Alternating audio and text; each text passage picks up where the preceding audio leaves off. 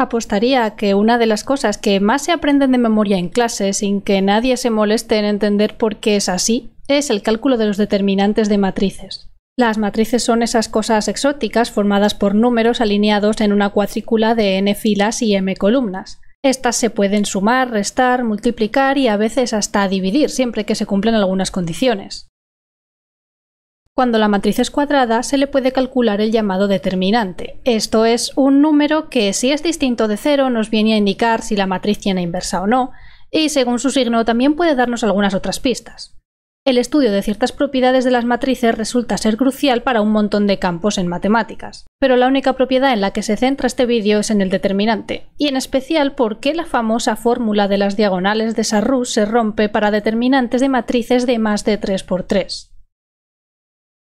El concepto de determinante apareció más de un siglo antes que el concepto de matriz, y se define como una forma multilineal alternada, que dicho de otro modo es una función que recibe como entrada un elemento de un espacio vectorial sobre un cuerpo K y devuelve un elemento de ese cuerpo K. Los primeros matemáticos en aplicar este concepto en matrices fueron Leibniz, el japonés Sekikowa y Cauchy, aunque fue con Carl Gustav Jacobi con quien ganó la aceptación definitiva.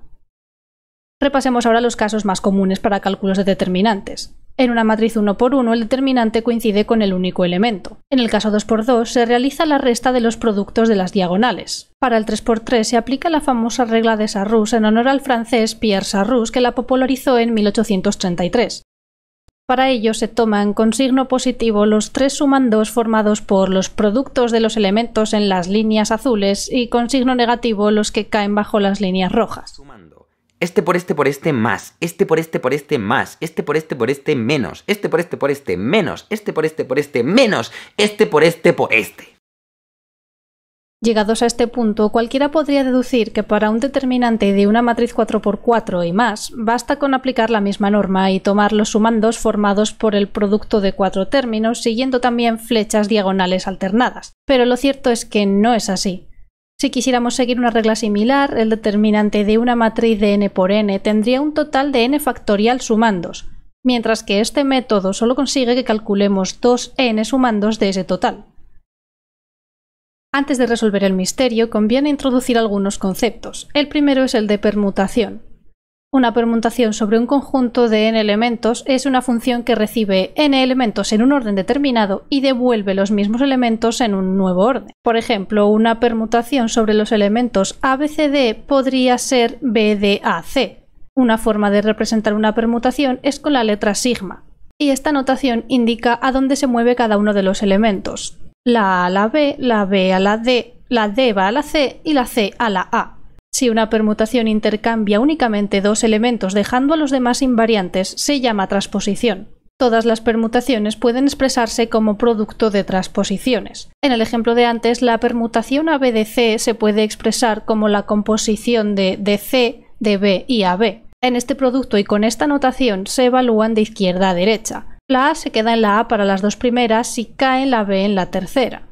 La B va a la D en la segunda y luego se queda igual, etc. Así que el resultado es el mismo.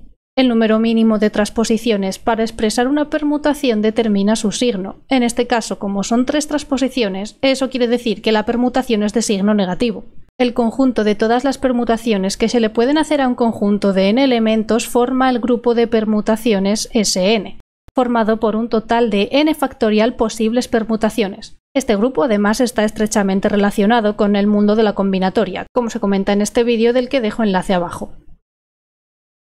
Fue gracias a esto que Leibniz pudo desarrollar su fórmula para el cálculo de determinantes de matrices n por n. Cada sumando corresponde a un elemento sigma del grupo de permutaciones, y se obtiene como el signo de dicha permutación por el productorio de los elementos de la matriz situados en la fila I y la columna sigma de I, donde I va de 1 a n.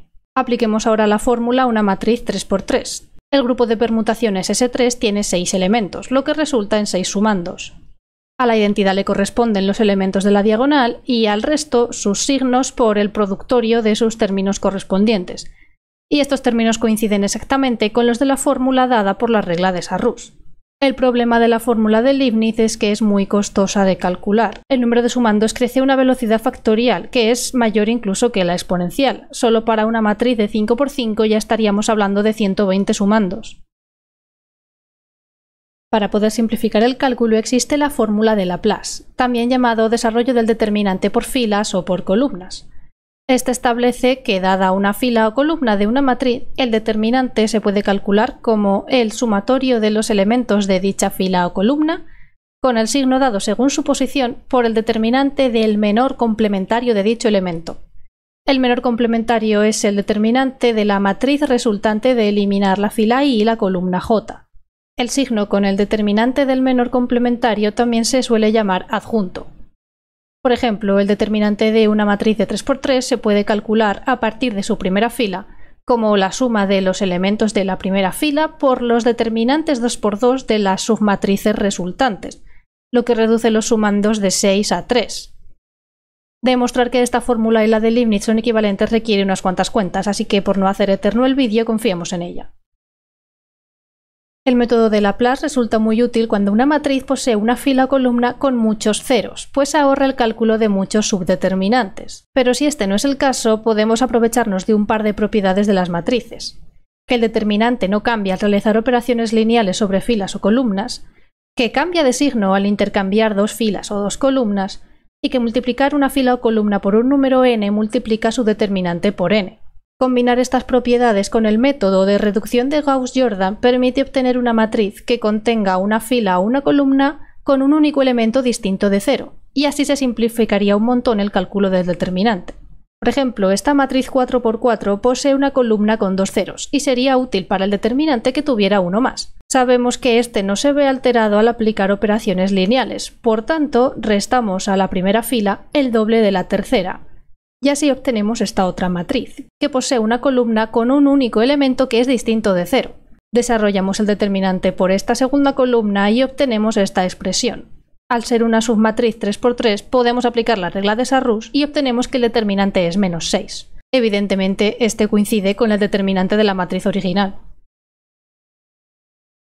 El determinante es una propiedad de las matrices que puede ser muy reveladora en áreas como la geometría, donde solo el signo del determinante de la matriz hessiana, que viene a ser como la segunda derivada de una función de varias variables, revela automáticamente aspectos sobre la curvatura de la forma geométrica, y solo con descubrir que un determinante es igual a 0 se pueden sacar conclusiones acerca del paradigma de turno cuyo estudio se haya reducido a una simple matriz, que además no son pocos. Pero intentar tratar todo el mundo de las matrices en un único vídeo sería como intentar la cuadratura del círculo, así que dejemos el resto para otro día.